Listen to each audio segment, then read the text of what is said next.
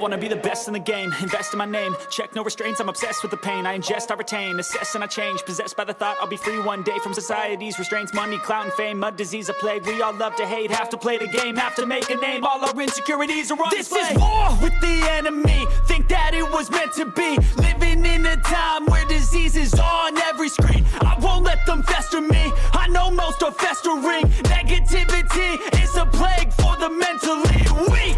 No mercy, all I got is working. Never stop searching, never quench the thirsty. I'm toxic and psychotic with this logic, you can't stop it. It's been chronic since I was a boy, so neurotic and chaotic. I'm built to last with the webs I'm weaving. I could change the past with all I'm achieving. Got my foot on gas, never stop competing. If you break like glass, then this life's gonna eat 'em. Make mistakes real fast, then you can see all the healing. If the pain's in the past, move on from the grave and put your foot on the gas. No, never stop competing. Yeah, I've been doing this, I'm on it. I just wanna be iconic. Sipping on a gin and tonic, got me going off when I'm on this topic. Yeah, if I ever play, I want it. You know that I'm always honest. Stay away from those who are toxic. Keep them out your face, no way, you don't want them. Yeah. Don't try to drain my energy. The enemy is everything. It's mentally, unhealthily, spreading like a rare disease. But I won't let it get to me. I don't need your therapy. I can leave a legacy of leading by intensity. Come on, we can fight this. Freedom is priceless. Spread just like a virus. Living in a crisis. Do you feel courageous? Do you seek greatness? Trust me, you can take it. Go on and take your aim. I'm built to last with the webs I'm weaving. I could change the past with all I'm achieving. Got my foot on gas, never stop competing. If you break like glass, then this life's gonna eat 'em. Make mistakes real fast, then you learn how to beat 'em. If you take off the gas, you can see all the healing. If the pain's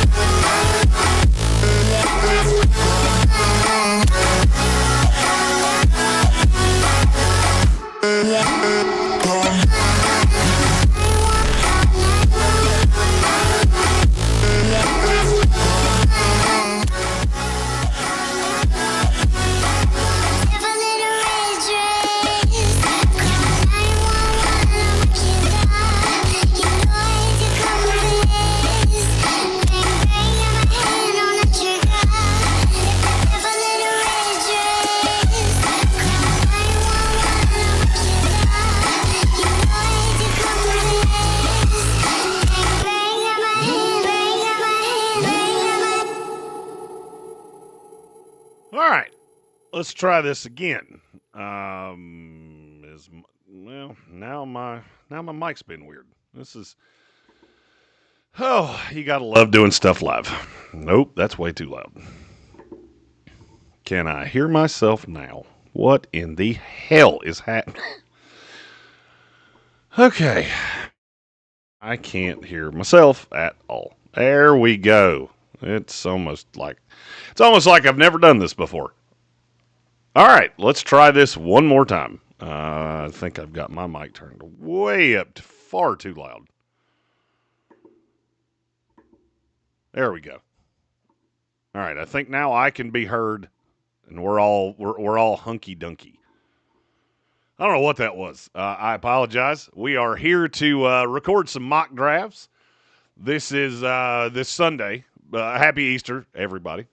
This is how I have spent my Easter because I'm a heathen. But I hope everybody got some time with their families, all that good stuff. We are recording the final set of 7-round team-by-team mock drafts. It's easier to do it live this way like we did yesterday. Got through 14 of them yesterday. Will not get through as many of them today. I don't know if anybody could hear what I said earlier, so I'll say it again. Team-by-team mock drafts are coming out on the channel every hour on the hour outside of this stream. So at 5:30 when this is over, the Cincinnati Bengals will come out. Then we'll go, I believe it's the Chargers, maybe the Broncos, and we finish out with the Commanders tonight. Those will be coming out on the channel over the course of the next few days. The first round of my mock draft for the media contest will be out tomorrow on the channel. Ches, thank you for somebody telling me you could actually hear me. I don't know what the hell happened to this computer a minute ago. I knocked there's a cord that runs into it that connects everything, and I knocked it out. I plugged it back in. It should have just restarted, but it did not, and it went nuts, and I couldn't see shit. So, apologies. In the chat, let me know what teams you want to hear today. It definitely helps to have fans of the team in the chat as we are talking about it. So if there is a team that you want to hear, chuck those out in the chat, and I'll get a list going. Spin said the Bills. I actually had somebody earlier today ask me for the Bills as well.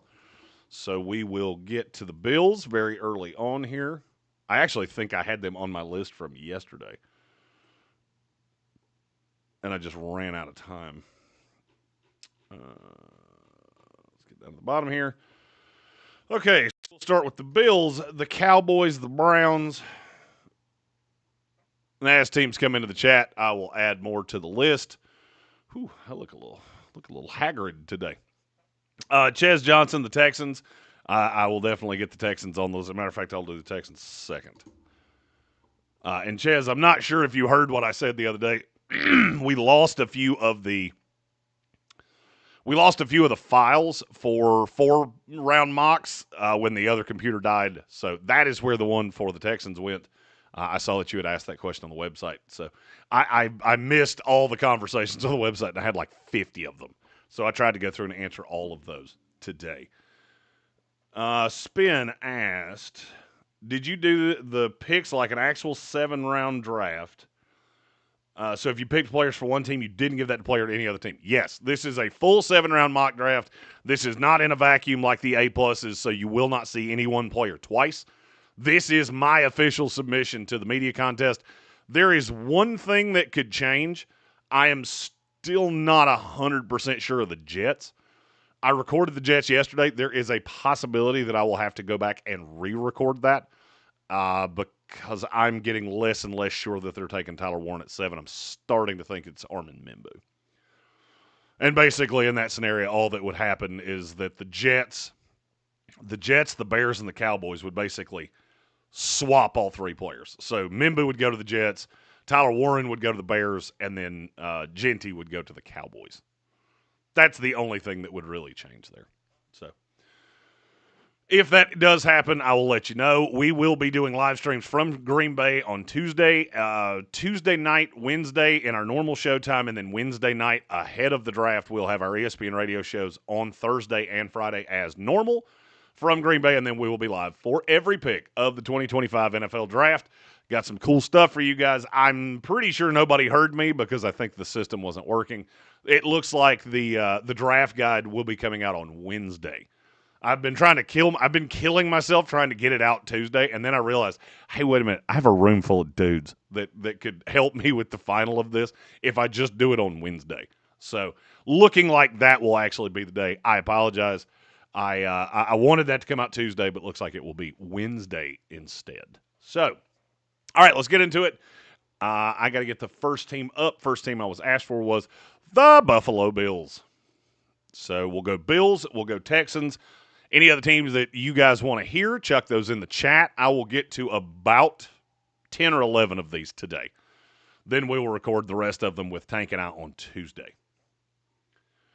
Crazy Jeff asked, with every team having their first-round pick, do you think there will be minimal trades this year? I think there will be minimal trades because there's not a lot of guys to trade up for. Usually trades are for quarterbacks. I do think you will see a move. Somebody will move up to get Jackson Dart. I've basically circled Minnesota. If Minnesota is not making that pick at 24, they will trade down with somebody. I think it's probably the Cleveland Browns. I think the Browns take Abdul Carter, because I think all the Travis Hunter stuff is total bullshit. So, and it may not be. I could be wrong. I know what they said at the combine, and I'm kind of refusing to not. I'm refusing to think that they've changed their mind this much, and that Abdul Carter is going to fall like this, which is dumb. He also makes no sense to the New York Giants. So, could be wrong. I think the Browns are trying to drum up trade interest for Hunter. I don't think it's going to work.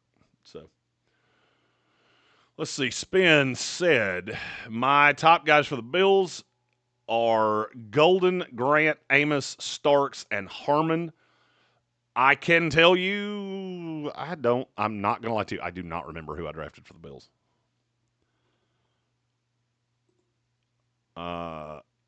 Let's see. Let me get their mock up on the screen here. I'm pretty confident it is one of those guys. Yep, it is. My mock does have one of the guys you listed there as the selection for the Buffalo Bills.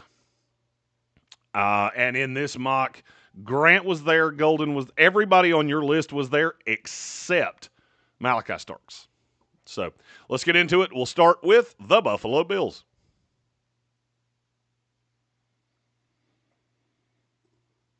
We're just a few days away from the 2025 NFL Draft, and that means it's time to put out my last mock draft of the year. We're going team by team. We're the Buffalo Bills. We will be in Green Bay for every pick of the 2025 NFL Draft on Radio Row on Thursday and Friday for the first 3 rounds. Then we'll be in the big-ass house on Lake Michigan for the last day with everybody there. It will be myself, Cowboy Zach Hurst, armchair commentary David Smith, Jonathan Welch, and, of course, as always, my radio partner in crime, Tank Spencer. Okay, we are with the Buffalo Bills here, so we're to pick number 30. And at 30, I have them taking Trey Amos, cornerback out of Ole Miss. Look, this is one of the only corners in this class that I think can do a little bit of everything. I saw him in zone last year. The zone coverage improved over the course of the year. I think he is one of the best corners in this class. I like him way better than virtually anybody else does. I had him at 20 to the Broncos for, 3 or 4 of these drafts. And then I started figuring out, well, he's not quite that high, but I still think he's a first-rounder. I do have a pretty sizable bet on DraftKings that Trey Amos is going to go in the first round that I think when I made it, I think that paid at plus 800. So I'm feeling pretty good about that. I think he fits in nicely with Buffalo. I can add the edge rusher. I can add the defensive tackle later on in this draft, which obviously you can see on the screen that I did. We go pick 56, Omar Norman Lott, defensive tackle out of Tennessee. This kid kills quarterbacks. Him and Ed Oliver together is absolutely intoxicating idea to me. The only thing that worries me about Norman Lott, he's one of the hardest players to place in this draft because he did have a knee injury that apparently popped at the combine. So some teams, anytime you have a potentially nagging injury, something that could be chronic, it does tend to push you down the board. For me, this is a little bit of a push down the board. He may fall further. I don't think it's going to be much further because the tape is really, really good on him. Really good pass rusher, just not a lot of depth of tape against the run because Tennessee, they basically line shifted their defensive line with every single – they had 3 sets of guys. So I don't have a lot of run defense tape on James Pierce. He was there longer, and so I saw more because he played earlier. But still, it's not. It's not as. I don't think it's that Omar Norman-Lott can't defend the run. It was that he was a pass rusher specifically, and that's how Tennessee wanted to use him. Number 62, Xavier Watts, safety out of Notre Dame. This kid came to Notre Dame as a wide receiver, converted to safety. He's still learning to tackle. He's not a great tackler, but he's good. This is not like Billy Bowman who couldn't tackle me. So Xavier Watts is just an absolute ball hawk. He's got great hands, really can track a quarterback's eyes because he has a wide receiver mentality. He knows where the quarterback's looking to go. He can manipulate quarterbacks. I think he's the replacement for DeMar Hamlin, who can now go back to playing special teams, and that's where he belongs because he's not a starting safety in this league. 109, I go Baron Sorrell, edge rusher out of Texas. He is a weird eval for me because I did not have him this high. He's in the 130s, 140s for me. But the more I've watched of him and the more I've talked to other people, it seems like a lot of really smart guys are very high on Sorrell. So now I've gotten to the point where I think he's going to play on the end of a four-man front like Buffalo plays and can be a legit pass rusher. He just plays out of control at times. And that was one of my hangups with him, is that if you stand him up, then I'm afraid that the out of control is going to show up more and more because you're giving him more room to roam. So I just stick him on the end of a 4-3. I use his ability to get after quarterbacks and go right here with the Buffalo Bills as a rotational piece. Second, fourth round pick, Dante Thornton, wide receiver out of Tennessee. This is a BDD, and he is fast as hell. The only problem with Thornton, and the reason that I don't have him going any higher, is that his tape runs really hot and cold. Like the games that he went off, he was out of this world. He was indefensible, but then you would forget he was on the team for 3 weeks. So I really like the idea of him coming into a spot in Buffalo where he can be the high flyer over the top. You've already got Keon Coleman. You've already got Khalil Shakir. You've got Kincaid out of the slot. That's a lot of pieces that I really know what they are. I can develop Thornton a little slower and use him as that outside X. I love the tape on the kid when it's good. It's just there's not enough of the good, and I'm not really sure why that happened. Fifth round, Bills have 3 picks, and I like all 3 of these guys. 2 of them have been really popular in the process. Caleb Rogers, the guard out of Texas Tech. There are people that think he plays tackle. There are people that think he plays guard. I think he's going to be one of those. He can do either one. It's just a question of what do you need him to do, and he can move around the line. I think there's a very high upside on him. There's also a kind of scary floor. So that, for me, is more of a fifth-round pick. Kane Medrano, linebacker out of UCLA. I actually got onto this kid watching Oladejo and Schlesinger. I started with seeing this kid pop on tape. And the more I watched it, the more I went, damn, this is the reason they were able to move Oladejo to the defensive line, because this kid was back here playing linebacker. And you had Schlesinger that was – I think Schlesinger plays really out of control, and it's the same thing that I kind of said about Baron Sorrell. He's just really aggressive. So Medrano was more of the I'm just here, I'm consistent, never going to be out of position, and to me he really fits the profile of a Buffalo Bills linebacker.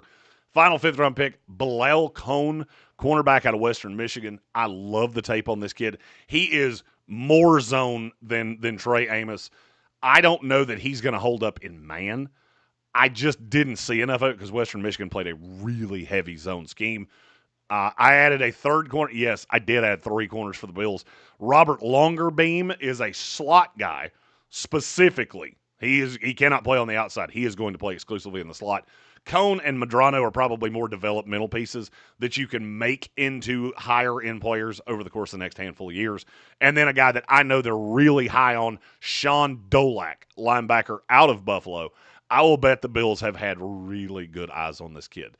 And, look, I've said for a long time, I think Buffalo is not as good at linebacker as everybody else thinks. Dolak is a super developmental prospect. The jumping competition is going to be outrageous for him. I see Spin in our YouTube comments said Dolak is a Bernard clone. I actually agree with you. I think he can be a better version of that if you give him time, but it's going to take a good amount of time. So I look at both those linebackers, Medrano and Dolak, and I think if you give them time, that can be everything you need in the linebacking core. It is just going to take time. Buffalo Bills fans, how do you feel about this mock draft? Do you like it? Do you hate it? Are there players you want to talk about with the Bills? Throw those in the comments. I answer every single one of those. I'm going to try to get to all those comments before Thursday as we go live from Radio Row in Green Bay. We'll be in Titletown for every pick of the 2025 NFL Draft, and it's yours right here in the Sportsocracy. I'm at ESPN Draft Nerd Jeremy Green of ESPN Radio Asheville and NFLDraft.net, and this has been a full 7-round mock draft for your Buffalo Bills. Whew. Got tongue-tied there at the end, and all of a sudden I was super out of breath. Spin appears to like this draft, said if the Bills had this, I can't see a single Bills fan complaining about it. The only thing I was to tell you is that a lot of Bills fans tell me that they're set at linebacker, and I don't agree.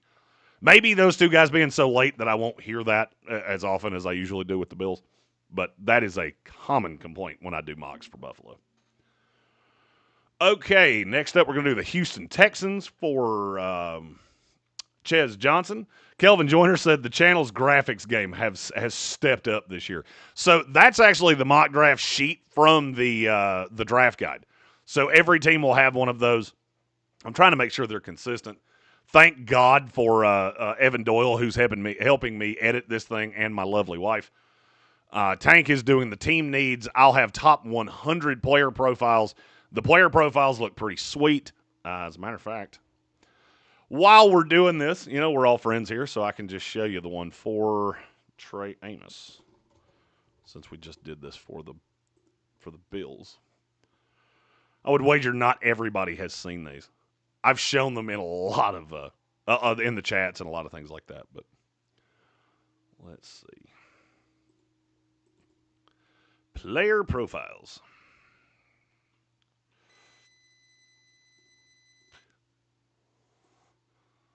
And there's the one for Trey Amos.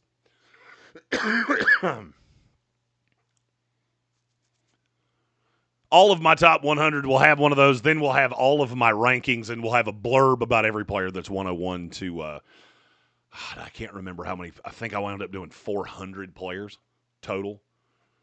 So that is what those will look like in the draft guide itself.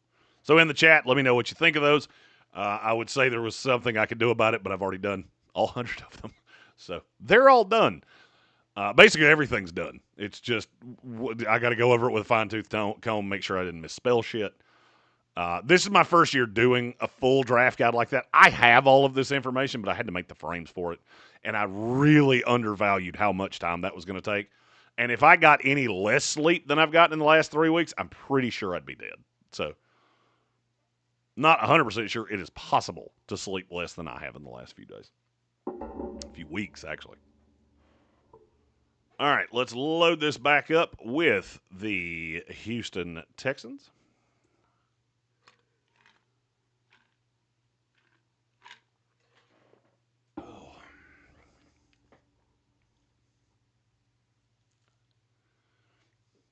And Spin, that's a really good explanation of you need a guy for next year. What the hell just happened? And now my frame has disappeared. Oh, because I knocked it off. Good job, dumbass. Good job, dumbass. You gotta not hit the button. Okay, let's load up Houston and get that one going here.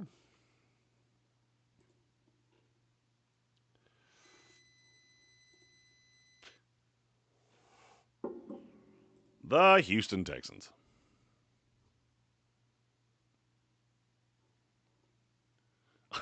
Kelvin Joyner said, I don't know if you were joking or not about doing even more players next year, but please don't. I would like you to live. So I'm glad you said that. I made a mistake this year, and really the mistake that I made was that I undervalued how long it was going to take to do all of this shit. Next year, I'll already have all the frames, so it's going to look exactly the same just with the colors for the Pittsburgh draft, which I'm going to assume are black and gold. So, and Spin said there's only like, three? It's 257 picks. I just like to be prepared. Here's what I didn't want to happen. I was afraid that one of these teams that goes off the board a lot was going to end up taking like 4 players, especially if they have multiple 6 or 7 round picks. I didn't want anybody to feel slighted because and it's not like you're paying anything for this. I get that. But the thought for me was I was afraid a team was going to draft like 4 of those super off the board guys late. You got 9 picks, and I don't have a profile on 4 of the guys you drafted. That was my nightmare scenario. So. And it does. It happens every year that you got guys that are just totally off the board. So next year, I'm going to do evals on 1,000 players. I will probably do full prospect profiles on 250, and then I will rank my players from 1 to 1,000. And that should get every player in the class. It's not really. It will actually be less work than I did this year because, I did the work on all the players. They're just not in the draft guide. So. And I'm going to start earlier next year than I did this year. I really didn't even decide to do the draft guide until probably after the combine. And so I started super late and led to a lot of later nights than I wanted. But Long This has returned. He has returned, and he's doing shit again. 50 Sportsocracy memberships from Long This. We love that guy. We're going to do something special for that guy on the draft coverage. This is also a good time to ask, hey, if we were going to do something cool for Super Chats at the draft, what would you like that to be? We thought about doing a fireworks thing where the Super Chat pops up on the screen. We went down a lot of different rabbit holes of where we could go with that. But we're trying to find something cool that can happen on the screen. We really appreciate Long This. Long This has basically doubled the number of people that are House of Reprehensibles members. Now we almost have as many members as the House of Representatives. So big ups to Long This. We really appreciate you. I know he's a Rams fan, so let's put he. And I say he, assuming you're a he. I don't know. So we don't know who that is. So thank you, Long This, for that. That is I do not have buttons today, but we really appreciate your contributions to this here program. So we're going to do the Texans, then we'll do the Rams for Long This, see how he feels about their mock. All right, get into it with the Houston Texans.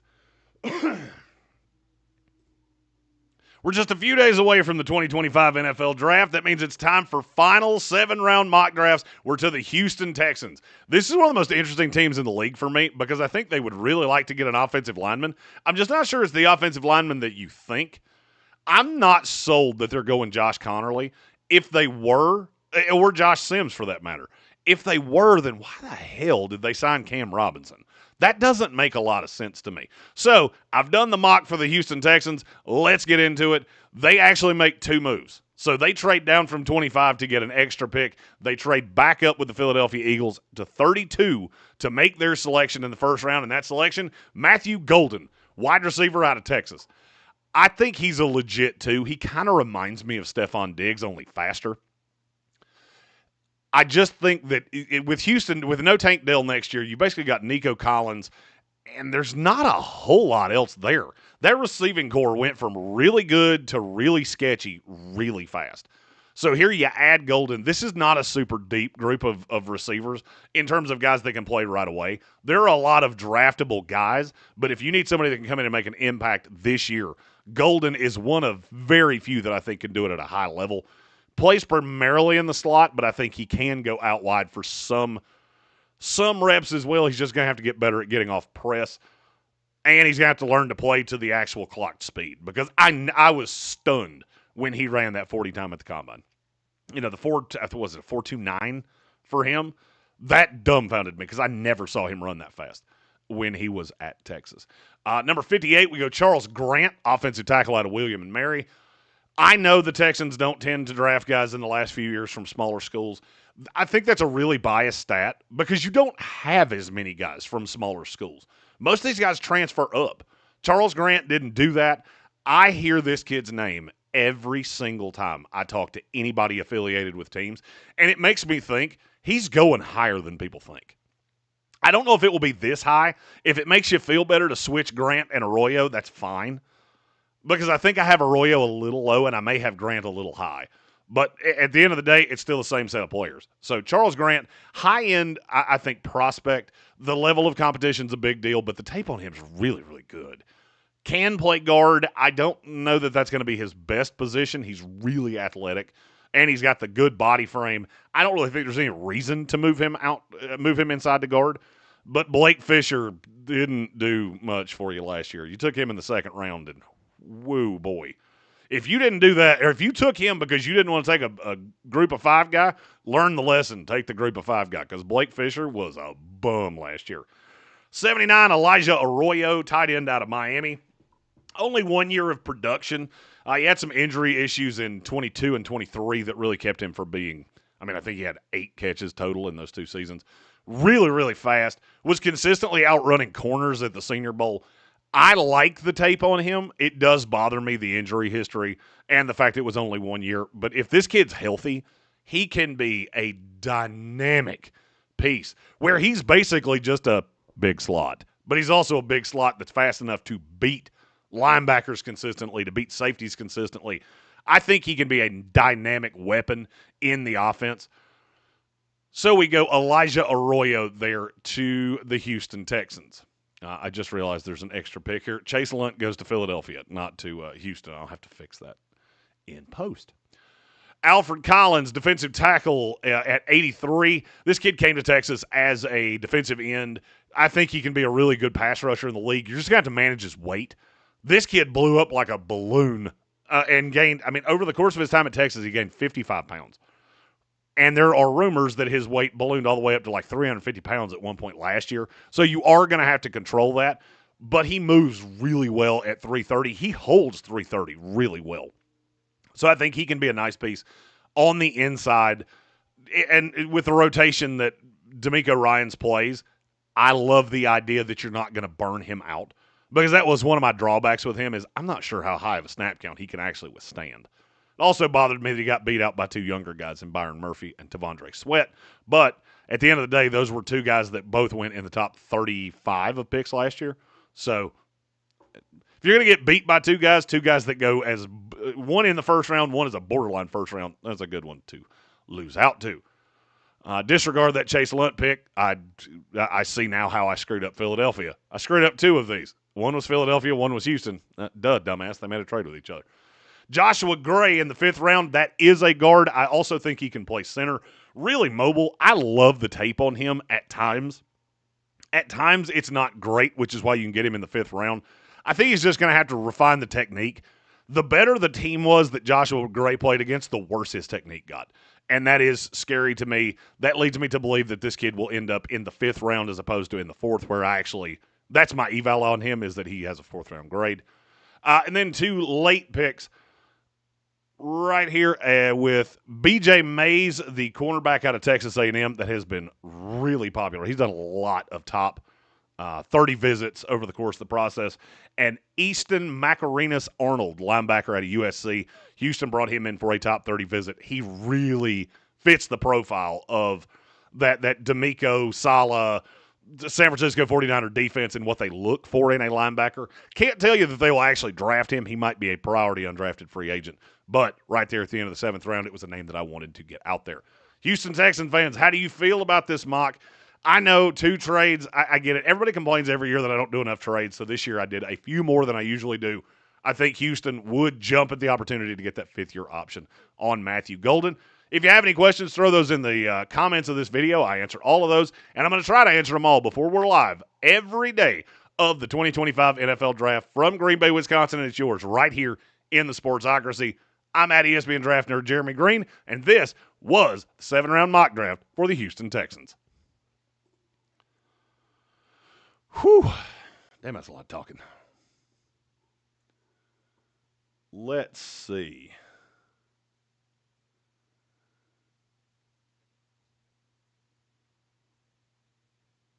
All right. Let's see. Case Calhoun asked about the Chiefs. I have done the Chiefs. I don't think that one's up on the channel yet. It'll be up tomorrow. They were also the first team in this live stream yesterday. It was the Chiefs and the Eagles. That was the first 2 teams I did. Okay.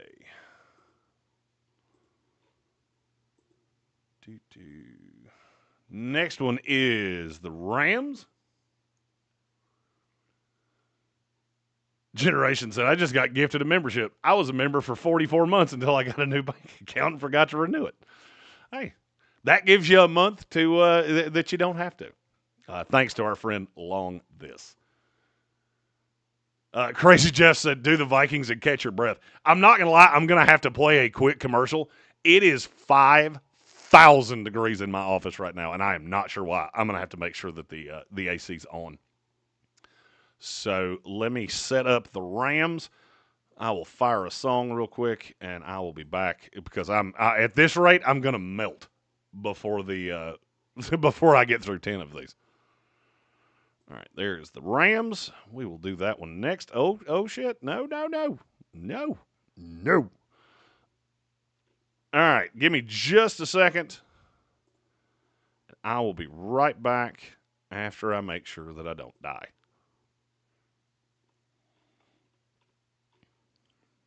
Well, there it is. All right, I will be right back.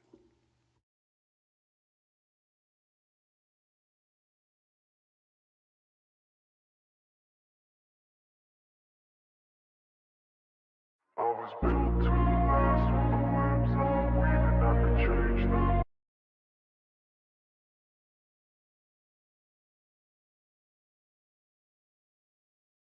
I was built to last with the webs I'm weaving, I could change the past with all I'm achieving. Got my foot on the gas, never stop competing. If you break my glass, then this life's gonna end. I wanna be the best in the game, invest in my name. Check no restraints, I'm obsessed with the pain. I ingest, I retain, assess and I change. Possessed by the thought I'll be free one day from society's restraints. Money, clout and fame, mud, disease, a plague. We all love to hate, have to play the game, have to make a name. All our insecurities are on display. This is war with the enemy, think that it was meant to be. Living in a time where disease is on every screen. I won't let them fester me, I know most are festering. Negativity is a plague for the mentally weak.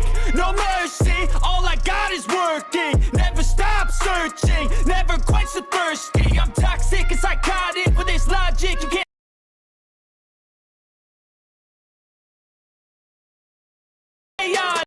Built to last with the webs I'm weaving. I could change the past with all I'm achieving. Got my foot on gas, never stop competing. If you break like glass, then this life's gonna eat 'em. Make mistakes real fast, then you learn how to beat 'em. If you take off the cast, you can see all the healing. If the pain's in the past, move on from the grave and put your foot on the gas. No, never stop competing, yeah. I've been doing this, I'm on it. I just wanna be iconic. Sipping on a gin and tonic. Got me going off when I'm on this topic, yeah. If I ever play, I want it. You know that I'm always honest. Stay away from those who are toxic. Keep 'em out your face, no way, you don't want 'em, yeah. Don't try to drain my energy. The enemy is everything. It's mentally, unhealthily spreading like a rare disease, but I won't let it get to me. I don't need your therapy. I can leave a legacy of leading by intensity. Come on, we can fight this. Freedom is priceless. Spread just like a virus. Living in a crisis. Do you feel courageous? Do you seek greatness? Trust me, you can take it. Go on and take your aim. Yeah. Built to last with the webs I'm weaving. I could change the past with all I'm achieving. Got my foot on gas, never stop competing. If you break like glass, then this life's gonna eat 'em. Make mistakes real fast, then you learn how to beat 'em. If you take off the gas, you can see all the healing. If the pain's in the past, move on from the grave and put your foot on the gas. No, never stop competing, yeah.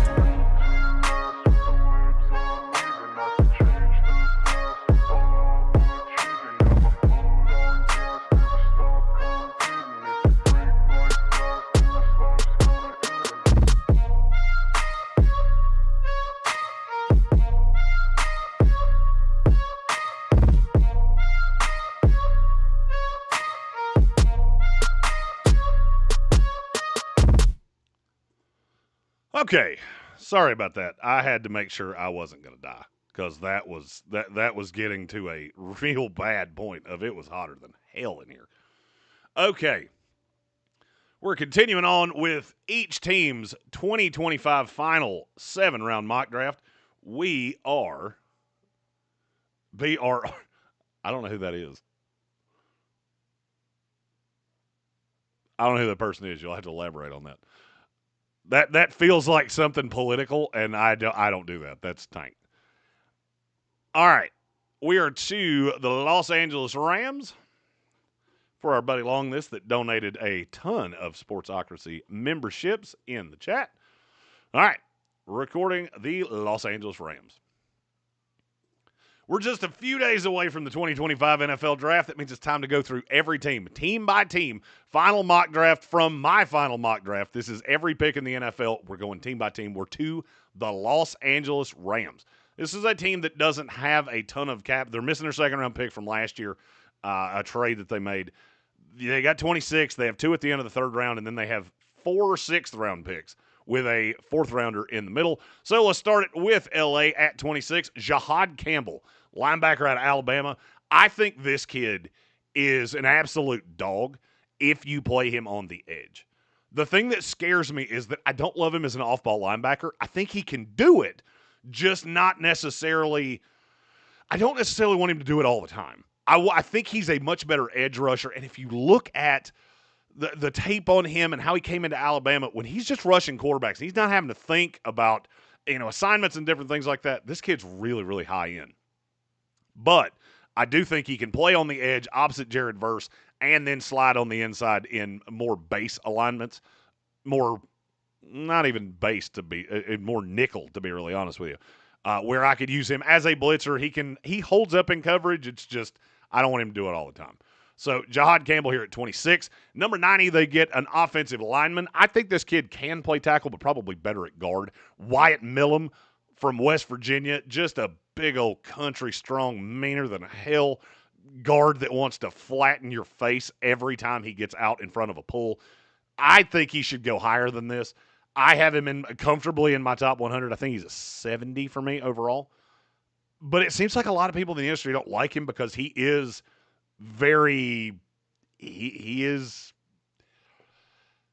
his tape doesn't jump off. He's not like Tyler Booker that kills people out in the flat. He just consistently does it. I'll be honest with you, I had him very close to Tyler Booker. Because I think in terms of guard, he can be that good. 101, Kobe Bryant, cornerback out of Kansas. He's real easy to remember because he plays a lot like his namesake did. He's just an absolute killer. I mean, I think he is one of the best finishing corners of all the players in this league, all the players in this draft. I believe this kid, if you give him enough time on the outside, can be a top 20 to 25 corner in the league, and you get him here at 101 because he's not a finished product. He's way too aggressive at times, and that leads to some double moves getting him. But he is an absolute dog and really good playing up against the run, too. He lives by the Mamba mentality. His parents named him after Kobe Bryant. They just spelled it different. So Kobe Bryant there at 101. Pick 127, I get them the quarterback, Will Howard. That's actually much better value on a quarterback because I have Howard close-ish to Shuck. Shuck went 60 picks ahead of this. So you get Howard here at 127 as the third quarterback behind Garoppolo for a year. I think he would slide in as the backup next year and could ultimately be the heir apparent to Matthew Stafford. I like the fit in that McVay offense. These are two different schemes. But seeing what he did last year with talent, just getting the ball on time to guys in space in that Chip Kelly offense, I think that could translate to this. And he will make up for the mistake that was Stetson Bennett. I will still, if I live to be 200 years old, never figure out how Sean McVay went. Yeah, let's do that. Then we have 4 sixth-round picks. Just so happens to be several guys that I like a lot. Tyron Ingram-Dawkins from Georgia. It's a 5-tech, play on the end of a three-man line. He's hyper athletic. He's going to have to get stronger. He's got really long arms. All of the things that you really need for this kid body frame-wise to turn into a really good player in the league. He's just going to have to be developed. He didn't jump off the tape at Georgia, but I did see some raw in him that I liked. Then he went to the combine and absolutely blew it up at the combine. So now, for me, I had him in the 5th round before. Now I have him in the 4th round, but I think he's going to go closer to the 6th. And he goes here to the Los Angeles Rams. Isaac Tesla, big slot from Arkansas, who I absolutely love. I love the idea of him playing in L.A. because I look at Jordan Whittington, Cooper Kupp, all these guys that have played into this system, and I think Whittington's going to be really good too. But you give him a year to really learn, and Tesla can be a really good deep threat out of the slot. Because if you can't get your hands on him, he's so damn big and he's so fast that he gets over the top in a hurry. He was amazing at the Senior Bowl, really made a name for himself. None of us knew who he was. Because they didn't tell us. He just shows up and there's this Goldilocks from Arkansas. We didn't know who he was. Then we see his name and I go, oh, wait a minute, I do remember that guy. From Arkansas, when I was watching tape on Andrew Armstrong, and the more I watched him at the Senior Bowl, the more it made me want to go back and dig into the tape, and the more I dug into the tape, the more I liked him. So you get him here at 195. Then 2 picks to start the 200s. Keaton Crawford, safety out of Nevada. Kid started at Texas? I think he was at Texas for a handful of years. Never really made an impression. Went to Nevada, and you can very much see that there's a lot to like with him. I think he starts as a special teamer, maybe carves out a role in time in the base defense. And then Caden Priscorn, tight end out of Ole Miss, really soft hands. I don't know athletically if he's good enough to be a starter in the league, but he does have the hands, and he is built. Whatever you think the stereotypical build for an NFL tight end is, it's Caden Priscorn. So he's got the body build, got good hands. That's enough for me to take a shot on him here at 202. Los Angeles Rams fans, what do you think of this 7-round mock draft for the Rams? Are there players that you'd like to talk about with your team? Throw those in the comments. I answer all those. Trying to get to all of them before we get to Green Bay on Thursday for every pick of the 2025 NFL Draft. We're covering it live right here in the Sportsocracy. I'm at ESPN Draft Nerd, Jeremy Green. You can find me there on Twitter. And see all of our coverage live from Green Bay right here. This has been a 7-round mock draft, final mock draft for your Los Angeles Rams. Whew. It's finally not a bit. And Long this donated or gifted another 50 memberships. Just killing the game. We appreciate that so much. We can't even appropriately explain how much we appreciate that. Especially after the great kerfuffle that was having to replace our entire setup 3 weeks before the draft. You the real MVP. We're going to have to find something special to do for that guy.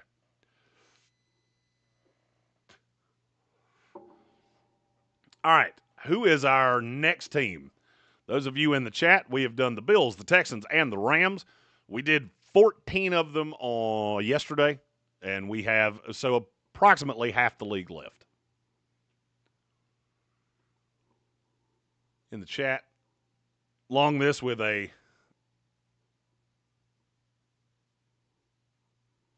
100 today, and we have a super chat. Let me see if I can find a button for this guy.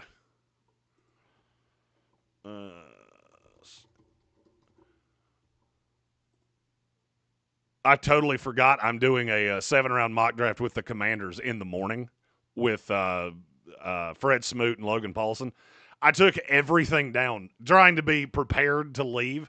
I have like the most basic setup here, and I have none of the buttons where I'm used to them. But I had to leave everything plugged up because I'm doing that one in the morning. Let's see. I've got to turn this up a little bit.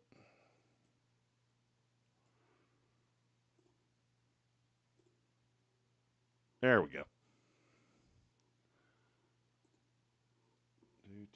First, I rule this day. Lettuce, mayo, pickle, ketchup, it's okay. If I don't want that, if I'm so full of bacon, Whopper, any Whopper, my way, Whopper, Whopper, Junior, double, triple, Whopper. All right, that's a super chat from Long This, who said it's 100 a day. But anyways, I like your idea of a team overlay for team sponsors. Rams sponsored by Long This, 49ers sponsored by the Devil, etc. We can definitely do that. And I believe you have definitely you've already clinched your sponsorship of the Los Angeles Rams. So whatever you want that to say, just let me know, and I will start working on those team frames. When we get to Green Bay, we'll do something cool with that. I think that's a really good idea. Somebody mentioned that, and then it got in my head, and I went, that's a good one. Team-sponsored draft picks by individual fans. I think that's a really, really good idea. So along this, you have definitely earned your spot as the sponsor for the Rams. We can say that definitively, and we thank you. Thank you so much for that. BRR said the Eagles. The Eagles will be out on the channel tomorrow. I put Kansas City and Philadelphia out together. So Kansas City, Philadelphia will both be in the morning. I think Philadelphia's at 10, Kansas City's at 11. And then we will have the full mock draft of the first round. That'll come out at noon, and then we'll pick up more teams in the afternoon. Jekyll asked, did I miss the Panthers? I'm going to have to be honest with you. I don't remember. If I haven't already done them, then we can do them right now. I'm having to keep tabs on who I've already done. Nope, we have not done the Panthers, so we can do that one next. Okay.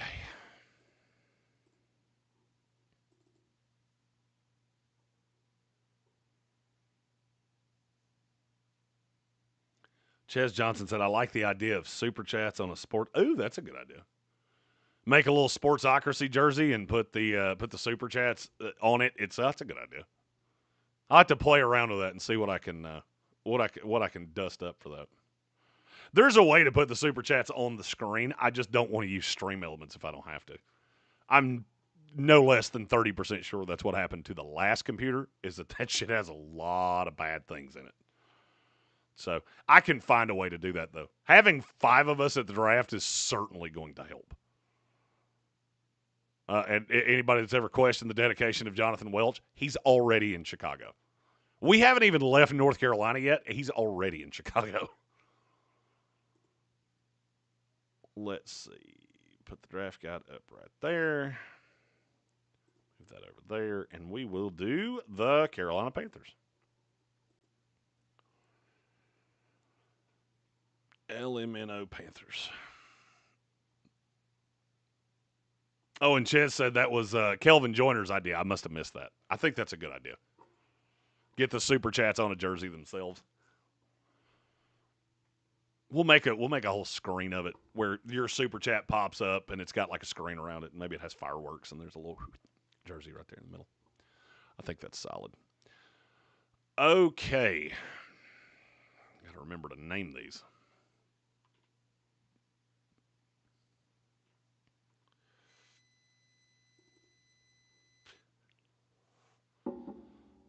Go to my Bills, Texans, Rams are the 3 we've already done.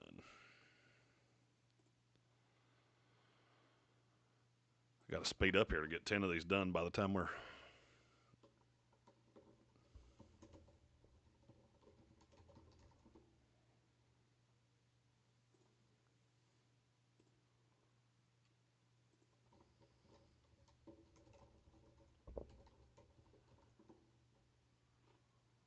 And the Rams right there. Okay. All right, here we go with the Carolina Panthers.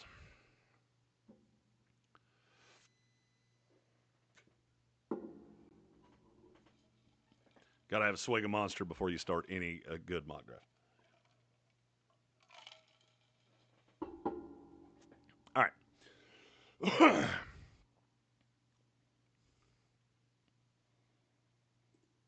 It's almost here. The 2025 draft is almost here. We're just a few days away. That means it's time to go through my final mock draft, how I think it will go for every team in the NFL. And we're the hometown team, the Carolina Panthers. They start at 8, and I have to emphasize this is not what I would do, but it's what I think they're going to do. Jalon Walker, edge rusher out of Georgia. The kid's not big enough, I don't think, to be a full-time edge rusher. He's too stiff to play linebacker full-time. But I did have something said to me the other day about him that you're almost going to use him in kind of that Brian Branch role. Not that he's going to play corner or anything like that, but that he doesn't really have a position. He's just going to go all over the field depending on what you're asking him to do at the time. So he's going to play some linebacker. He's going to play some hand-down edge. He'll play some hand-up edge. And that made me like Walker a little bit better. I still think this is too high. I've also heard Jacksonville may end up taking him at 5, which would be the most Jacksonville Jaguar thing I've ever seen. But we get Jalen Walker here. That does add to the pass rush. Carolina really invested in the defense in the offseason. It's going to look completely different. Those guys are going to have to wear name tags to minicamp just because nobody's going to know who anybody on that team is. Second pick, and this mock is 57 overall. Travion Henderson, running back out of Ohio State. One of the weirdest things that I've seen in the pre-draft process, the Carolina Panthers had like 9 running backs in for top 30 visits. That tells me they're not content with Chuba Hubbard and Rico Dowdle, and I'm not going to say they're tapping out on Jonathan Brooks, but that feels like where we're at. That was a missed pick. He's on his second ACL in 2 years. So, I mean, look, I would not be doing this, but Carolina's had a ton of running backs in the room for visits. And if you're going to add one that does something you don't have right now. Because Travion Henderson would be the best pass blocker on this team among the running backs by 5 miles. He would also be the best pass catcher of the running backs on this team by 5 miles, and he would be the fastest one on this team by 5 miles. So you add a more elusive back. That's something you really don't have. If you're going to add one, add where you don't already have a player at that position. So at 57, I go Travion Henderson. You need an over-the-top deep threat to me. No better guy for a young slot receiver to learn from than Adam Thielen. We go Jalen Knoll, wide receiver out of Iowa State. One of the best kick returners in this class. Really good over the top. I want to say it was 43% of his targets were over 20 yards in the air, which is insane for a guy that's not any bigger than he is. He's only 5'9", but has elite speed. He's really shifty. He's really slippery out of the slot. And this would give you the guy that can actually beat you over the top because you don't actively have that with Liggett and Coker and Adam Thielen. Day 3, you got 6 picks, 2 of them in the 4th, 3 in the 5th, and a 7th. Quincy Riley, cornerback out of Louisville. He's built like a slot, but he has to play on the outside because he's not very good against the run. If you go back a year, the 24 tape did very little for me. 23, this kid was really sticky in coverage. I almost think he was dealing with something injury-wise this past year, and that kept him from being as sticky in coverage. He is a thin dude, but track background, he didn't run as well as I expected him to, and I think that's going to hurt him and put him down here. But of that next tier of corners, he is my favorite once you get past the guys that I have low second, high third-round grades on. I have a 4th-round grade on Riley, and there are not a ton of corners in that 4th, 5th-round range that I really like. So you get one here that I actually think could be a starter by the end of year 1 in Quincy Riley. Pick 114, Deion Walker, the nose tackle out of Kentucky. They've been all over this kid in the process. I don't mean to keep giving him to them, but they are the team that is the most invested in him. So it's really easy for me to just go, yeah, that's the one that makes the most sense. Tate, another one. Tate was not great last year, but if you go back a year, he almost plays like a 3-tech, even though he's 330-some-odd pounds. You're going to have to really teach him to have that bulldog mentality. Right now, he gets in the way, and that's about it. Much better pass rusher than he is run stopper right now. But there's just not many guys that move like that are that size. Carolina does need a nose tackle, and they've been all over Deion Walker. 3 5th-round picks. You can add a lot of talent here.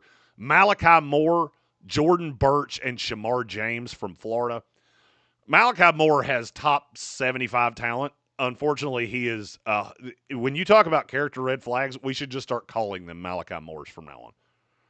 He is a really good over-the-top safety, but there are teams, I will bet you there are 25 teams in the league that don't even have him on the board because he is such a character red flag. He showed up at the Senior Bowl just to talk to teams, which I've never seen a guy do before. He was on the sideline. I saw him. And I've never seen a guy do that. So, and now just bear in mind, last year the guy that I said this about was Jermaine Burton, and he got arrested in his rookie year.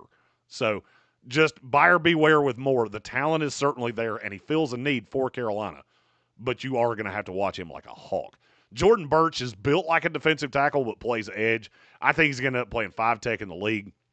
It'll take him a year to learn that position, but he's a pretty good pass rusher. I think a lot of that he benefited from having Jamari Caldwell and Derek Harmon.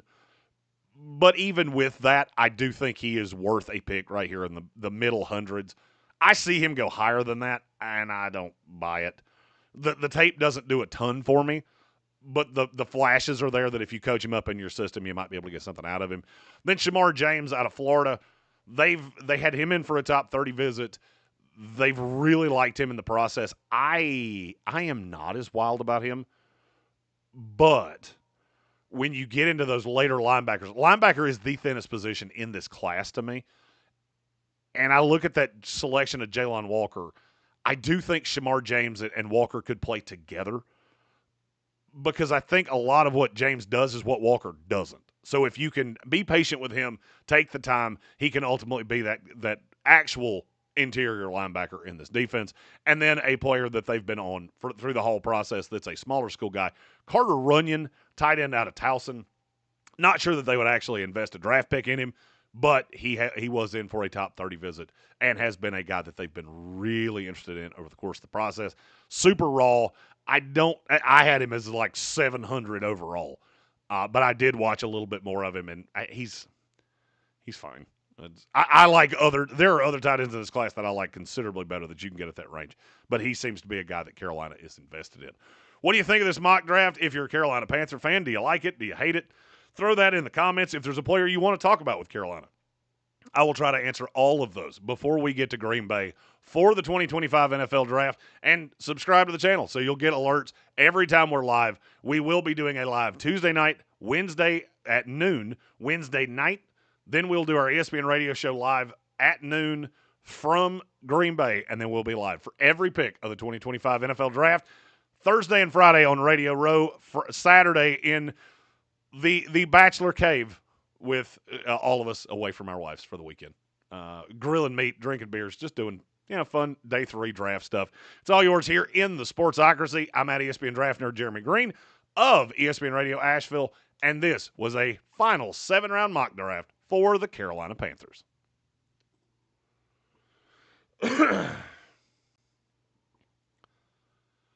Okay, there's Carolina. All right, who would you guys like to hear next? Save Carolina here.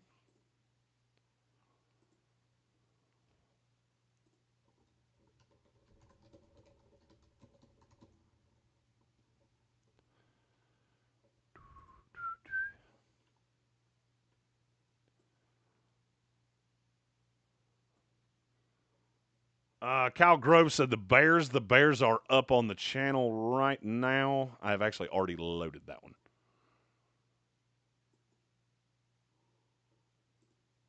Let me see if it's premiered yet, because as soon as I said that, I'm not sure I premiered it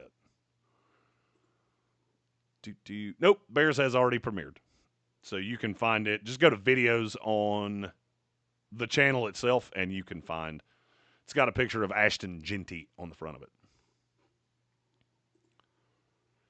Ches asked, how many are you trying to get through today? I got about 45 more minutes. So if I could do, let's see, how many have I done now?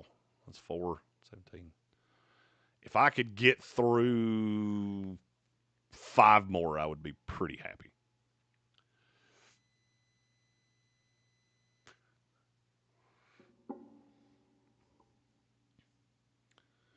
The Colts, I believe we did yesterday. Let me verify that. We did?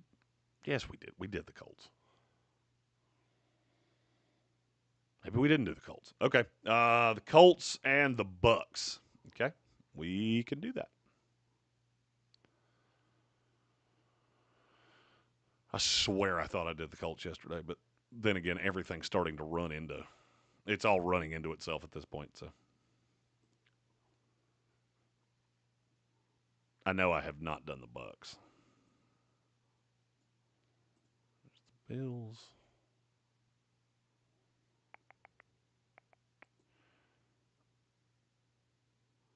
Here's the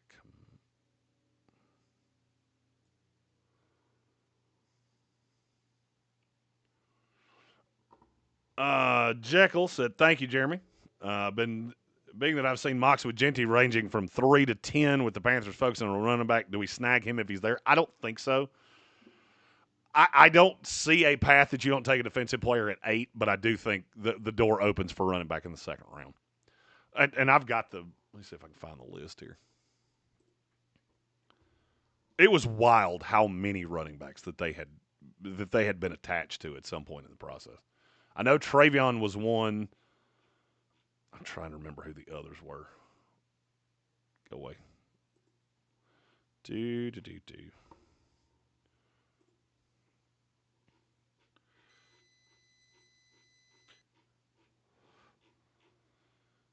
All right, so over the course of the process, Carolina has been in on Ollie Gordon.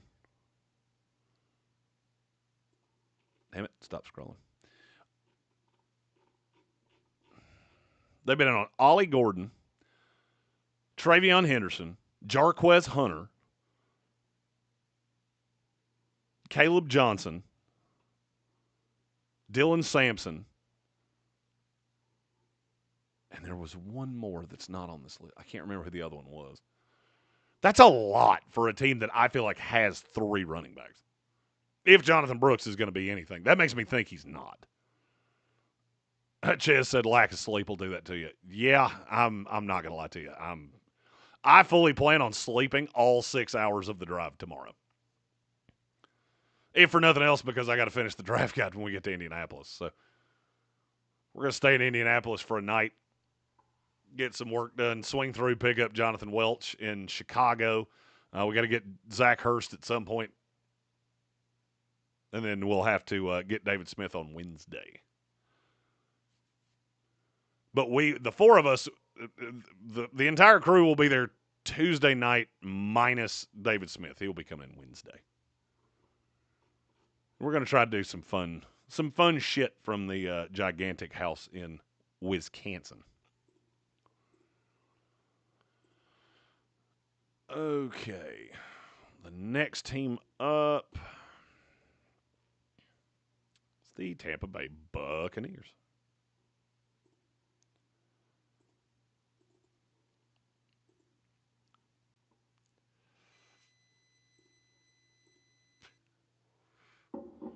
That's a shorter one, which I'm a fan of. Only 6 picks for Tampa Bay.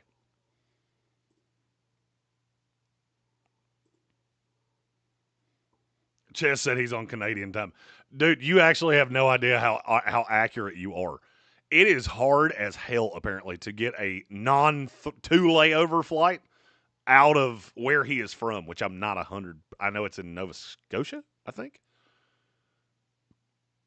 It is hard as hell for him to find a flight. I was shocked he got one directly into Green Bay.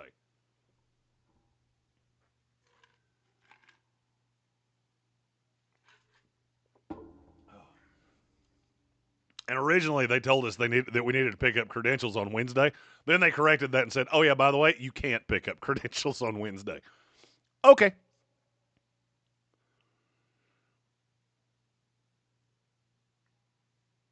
Long this with a super chat.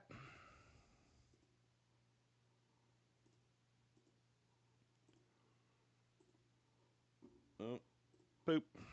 Number 15. Whopper, Whopper, Whopper, Whopper, Junior, Double, Triple, Whopper, Flame Grill taste with perfect toppers. I rule this day. Lettuce, mayo, pickle, ketchup, it's okay. If I don't want that, impossible, obey. Yeah, Whopper, any Whopper, my way, Whopper, my way.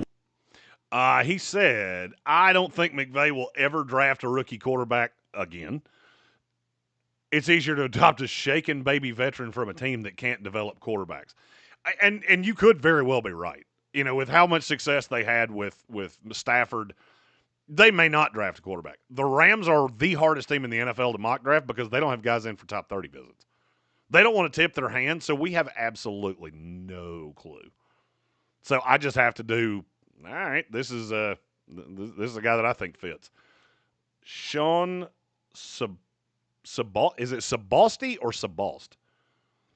Can you do the Raiders? Yes, I can. We will do. do the ones that I've got coming up. So we just did the Panthers. I need to keep a better list because I'm very confused as to who I've done and haven't. Do the Bucks, then we'll do your Raiders, and then we'll do the Colts. All right. I'm pretty sure I haven't done the Raiders.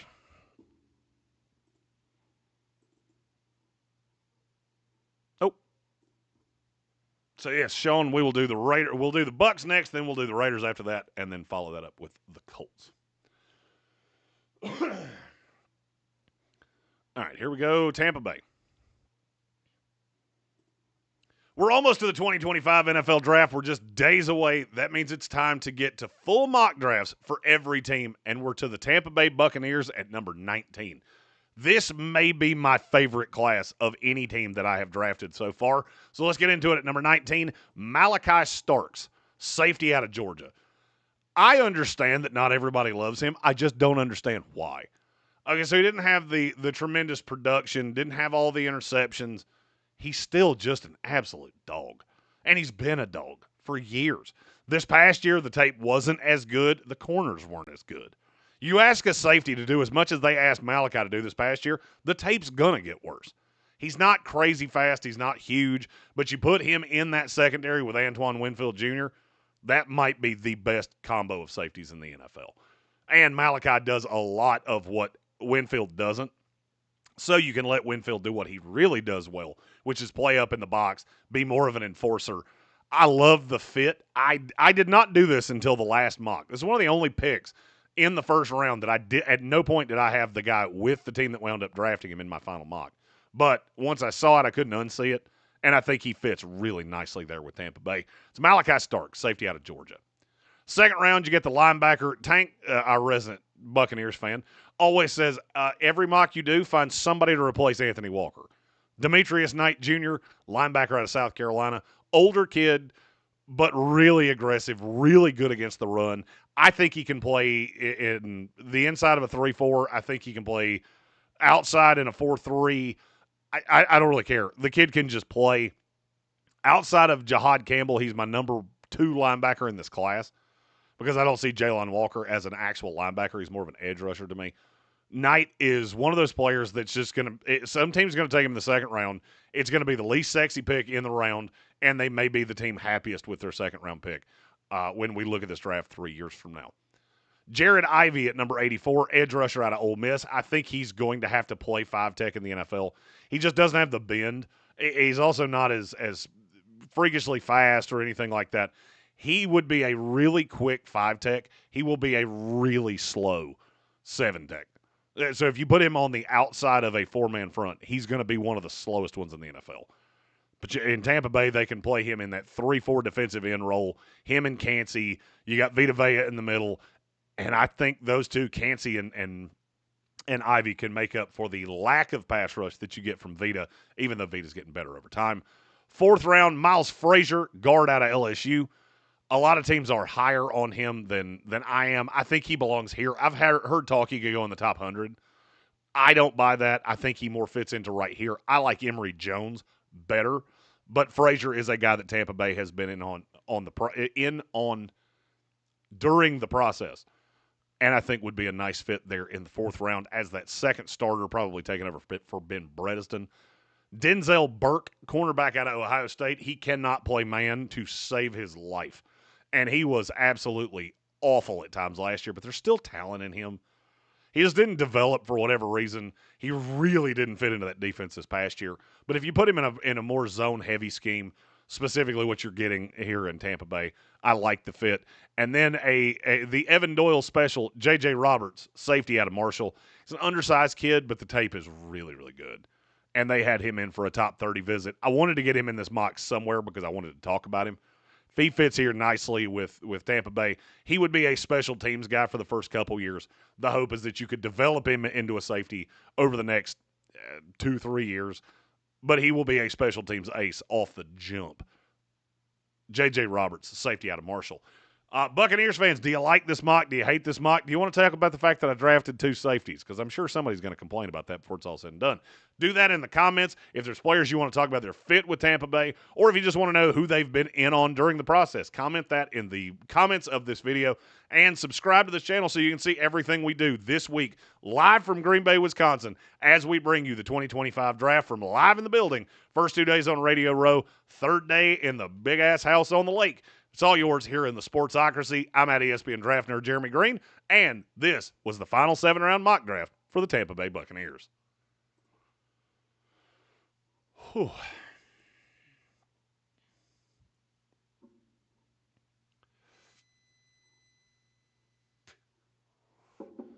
Try to set up and fire quickly with the Las Vegas Raiders.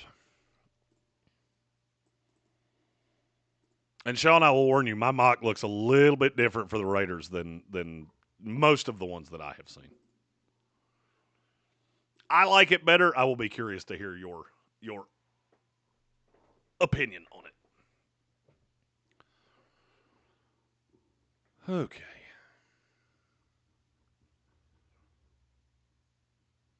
Scroll up here so I can see the picks. Okay.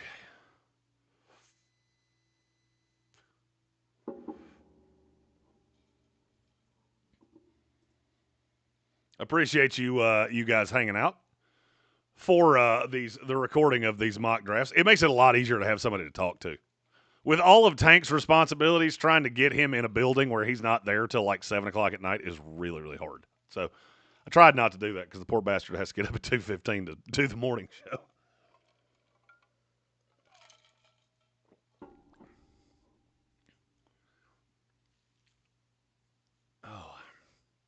Mark Barlow said, "This is awesome.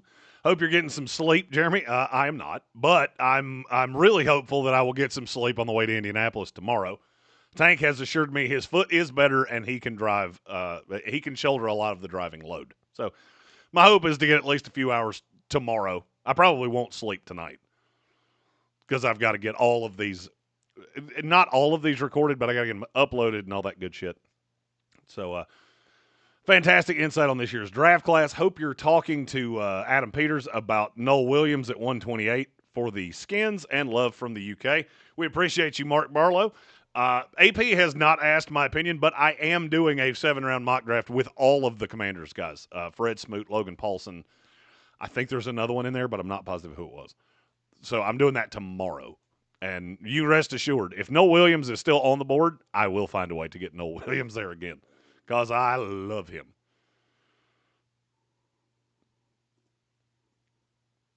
All right, here we go. Las Vegas Raiders.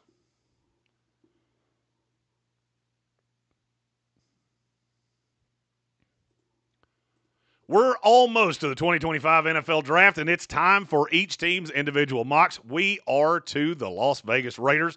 At number 6, I'm not sold on them taking Ashton Jeanty, and I'll give you one very specific reason why. Name me the time that Pete Carroll has ever invested that highly in a running back. I'll wait. I'll save you the time. It's never happened. And I don't think he's going to do it here. I think he's taking a running back, but he'll do it in the second round, not the first. At 6, Will Johnson, cornerback out of Michigan. This kid, to me, fits what Pete Carroll wants in a corner to a T. Long. He's not crazy fast. Neither was Richard Sherman. And he turned him into a Hall of Famer. I think he could do the same with Will Johnson because I'll be honest with you, I think Will Johnson's a better prospect by a lot. And he fits that scheme so well. You take him here at 6. I get it. The tape this past year wasn't as good. He was hurt and the team wasn't very good. I mean, and I guess that's where I get into the psychology of the prospect. What did you want from him? So he won a national title here. He was completely unable to enter the draft because he was a sophomore. So he has to come back. His coach is gone. His quarterback's gone. His offense is basically gone. And then he got hurt in the middle of it. Of course, the tape ducked off. It doesn't change the fact that he's still an elite corner, and I love the fit in this defense for the Las Vegas Raiders. 37, I do get the running back, Quinshon Judkins, running back out of Ohio State. He, to me, more fits what Pete Carroll's looking for because he's a bigger-bodied guy. Ashton Jeanty runs like he's way bigger than he is. And it scares the absolute bejeebers out of me. for a team that takes him in the top 10. Judkins runs with power, hard as hell to get down on first contact. So I get that element of Genty, but I don't have to invest all the way up there at 6.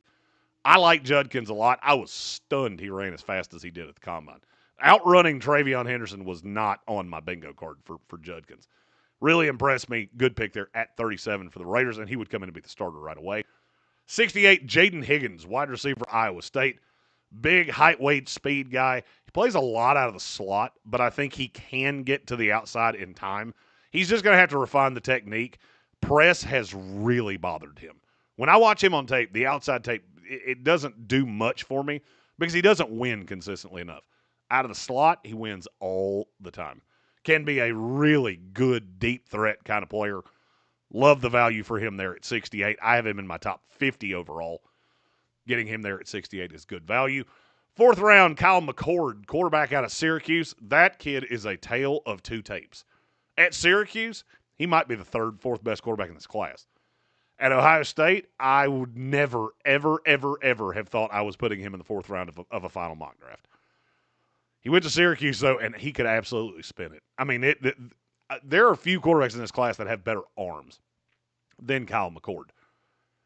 You can take a few years to develop him. He sits behind Aiden O'Connell. A lot of what I have heard is that they are looking to target a guy that is a developmental piece to challenge Aiden O'Connell as the 2 at some point in day 2 or early day 3 of the draft, and I think Kyle McCord really fits into that. Barrett Carter at 143 is your replacement to Robert Spillane. That gives you a first 2 downs linebacker. He is not good in coverage, but there's a lot of talent there. I think it's funny. Clemson puts out a lot of very flawed linebackers that we're really high on until we watch a ton of them, and then they all fall. Jeremiah Trotter did the same thing last year. But Barrett Carter does have a merit as an early down linebacker. I think he could help you on special teams as well. 3 picks in the 6th round. Arian Smith, wide receiver out of Georgia. If he's the kid he's been during this process between the Senior Bowl and the Combine, he should go on day 2. 6 foot, right at 6 foot flat, absolutely can fly. But he had no hands at Georgia. His drop rate was astronomically high. In the process, though, God, he had the best hands in Mobile. Kept making back shoulder catches, kept making catches in the back of the end zone. Just an absolute animal. He did not run as fast as I thought he was going to. Still 4.38, I believe is what he ran, but I thought he was going to be in the 4.2s. That's how fast this kid looks on tape. Jonah Monheim, center out of USC at 213. He's in that cluster with Jake Majors and Seth McLaughlin of their interior guys. I think Monheim has higher upside as a guard than the other two. The other two are basically just centers to me. Monheim can play guard or center, like him as a depth piece early on. Tommy Hill, cornerback out of Nebraska, I think he's going to move to safety. He's just not sticky enough in coverage to stick as a corner in the NFL, but I think he can be a really good deep safety. And then Justin Jacobs, linebacker out of Oregon. That's a special teams ace off the jump. They had him in for a top 30 visit, a guy that I know they are in on, and he does kind of fit the profile of what Pete Carroll looks to do at linebacker.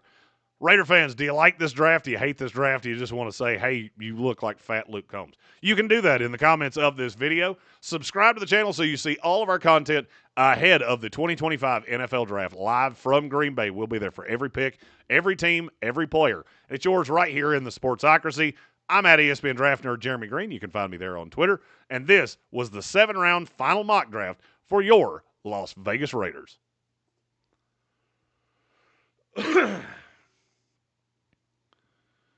Whew. Thank you, Sean. Sean liked that for his Raiders. Kelvin Joyner said you might be able to trade back a little and still get Will. I don't know who's going to trade up with you, though. That's the problem in the top 10 is, yeah, you could, I mean, if the Bears were locked in on Genty and you could con them into jumping up, then sure, all about it. I would not go behind San Francisco because I don't see how San Francisco is going to watch that tape and not go, ooh, ours. You also run the risk that if you drop down to 10, San Francisco now only has to jump up to 9 to snipe you. So I would be careful with that. Evil Smarty, our team's still worried about Will Johnson's medicals, not one that I've talked to. Not one that I've talked to. Will Johnson's one of those players that I'm more confident is going higher talking to NFL people than I even am watching the tape. And I love the tape. I have him, I can't remember where he slotted in. I don't know if I have my board up here anywhere. Will Johnson's really high for me. He got as high as 5. I dropped him down a couple spots. But I know he's still in the top 10.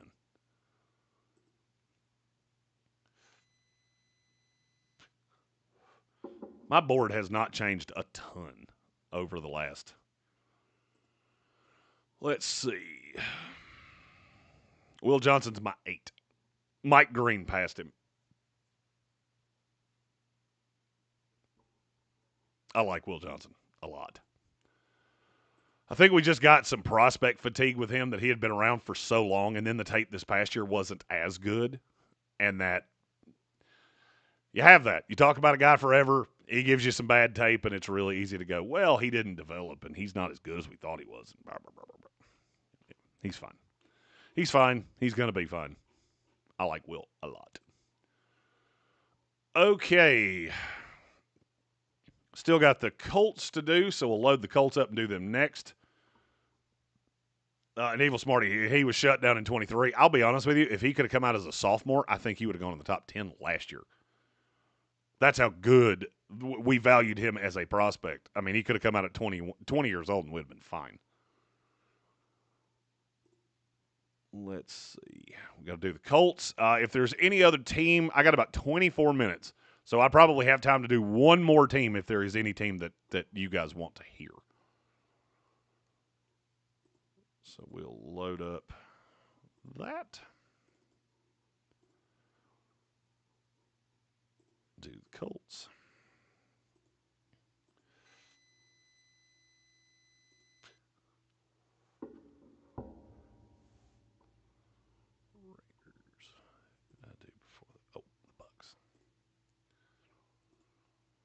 As I said yesterday, you can imagine with all of the recordings we have, if I don't name these, it's really easy for them to get lost.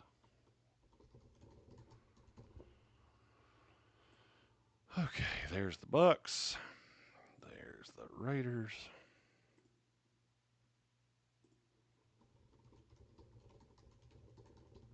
Boop.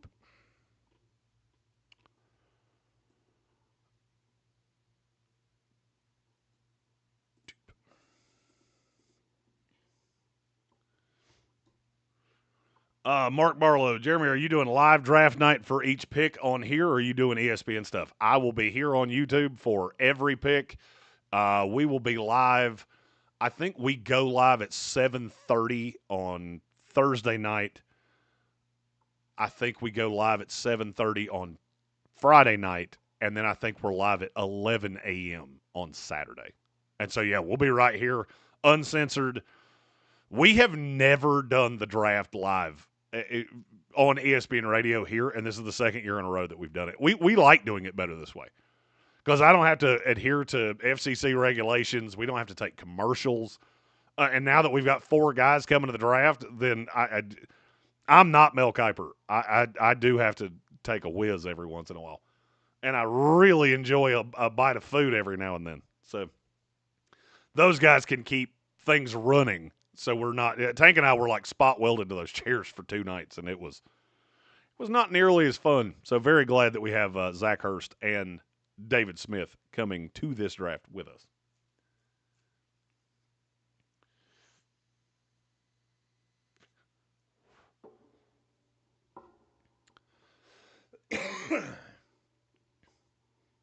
Okay. Get up to the Colts here.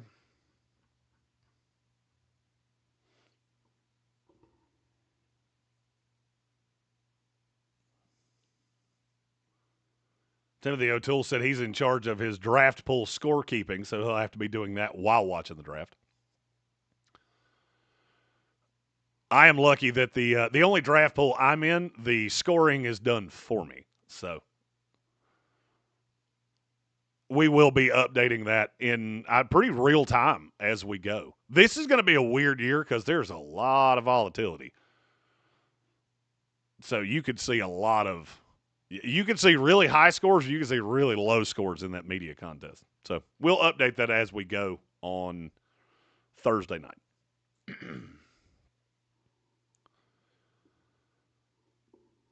All right, going to do the Colts here. That may be the last one I get to. My very understanding wife has been, she's been very cool about me not being around really at all. Over the last few weeks. All right, here we go. Indianapolis Colts.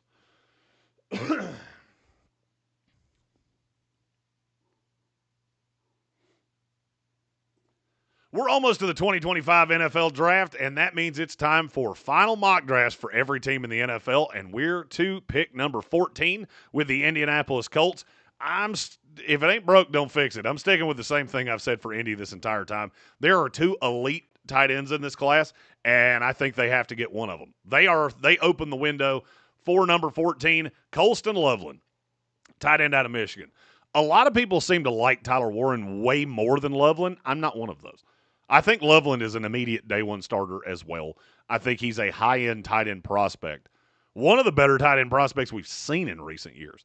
So I think he will be just fine. He slides into that offense as a inline tight end that is the safety blanket for Anthony Richardson. Big target in the red zone. One of the highest-rated tight ends over the last 2 years. Even though the production numbers are not crazy, the Michigan offense wasn't good enough for his production numbers to be crazy. I'm okay with all of it. I've got him in terms of overall. Colston Loveland is my number 12 overall. So he makes a lot of sense here to Indianapolis and fills a big need. Do the same thing at 45 with Carson Schwessinger, linebacker out of UCLA. This is your third linebacker.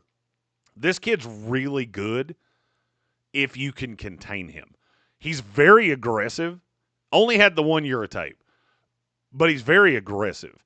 And sometimes he overruns plays, which made me not like the tape on him nearly as much.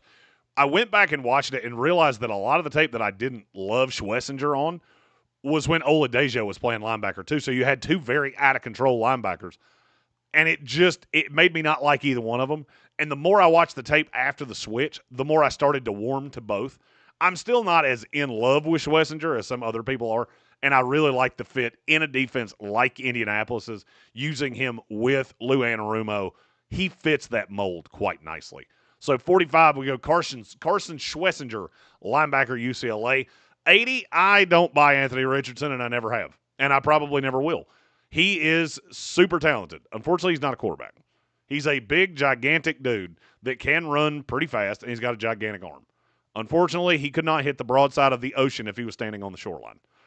So I go Tyler Shuck, quarterback, Louisville. This actually gives you a high-end prospect instead of just, well, we could go to Daniel Jones. You mean like you did with Joe Flacco? No, you got to have an actual solution. The Colts are not going to be bad enough to pick a high-end quarterback prospect. I think Tyler Shuck is really good. I once said I thought he would be the number one pick in the draft when he was at Oregon years ago. Then the injuries took over. But even the injuries, they're not as scary as people make them out to be. It was like a collarbone and a tib fib. That's not like a chronic knee problem or a chronic shoulder problem or anything like that. Every scout I've talked to through the process absolutely loves Tyler Shuck. And I'll be honest with you, I'll be shocked if he lasts this long. I just couldn't find a place that made sense. And I don't make trades after round one in mock drafts. So Tyler Shuck here at 80 to the Indianapolis Colts. Jackson Slater, guard out of Sacramento State at 117. I'm really high on this kid. Some of my favorite interior linemen in this class are guys that went to smaller schools. Slater, Carson Vinson. Slater's my favorite of the bunch, though. I think if he had played at an Ohio State or a Michigan or somewhere like that, we'd be talking about this kid in the second round.